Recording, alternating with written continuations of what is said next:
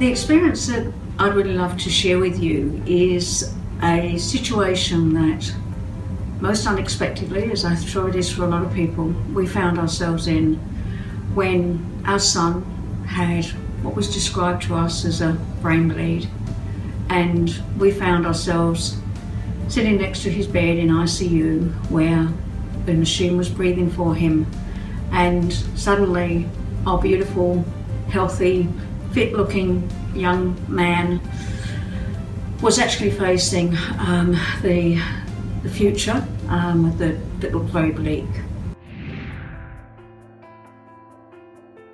Even though we were being given a lot of advice by the medical team and that sort of thing, what really surprised me was this feeling of confusion around the fact that I would have said before experiencing this situation that I was really clear on my views of what quality of life meant and what decisions one would make for someone they cared about and loved in regards to life support and all of those subjects. And I really did think I was very clear on it.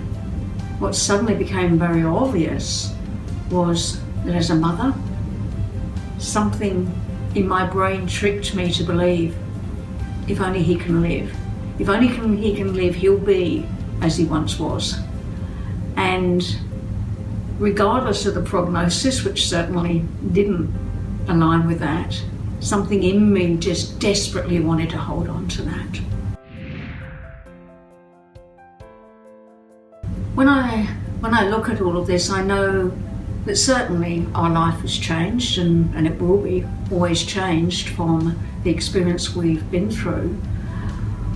What I guess changed me in the actual experience itself was the realization that most of us don't have these deep conversations about what our views on the subject of life and death and decisions around our healthcare and what we would like to have happen, and more importantly, what we would like to have happen for those that we love.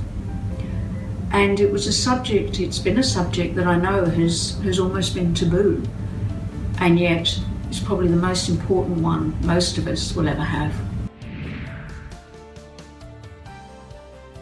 What I learned from the experience, or what my husband and I learned from this experience, is that when you're in a traumatic position, it's very hard to make clear decisions.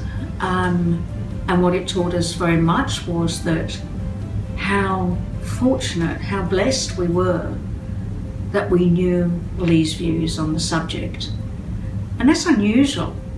The fact was that for whatever reason, in his early teens, one evening we were sitting around watching some program about donorship, I think, and Lee was very clear on his views, particularly quite adamant for a young teenager.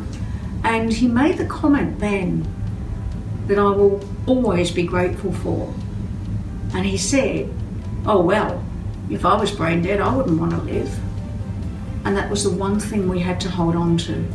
We actually knew really clearly what his views are.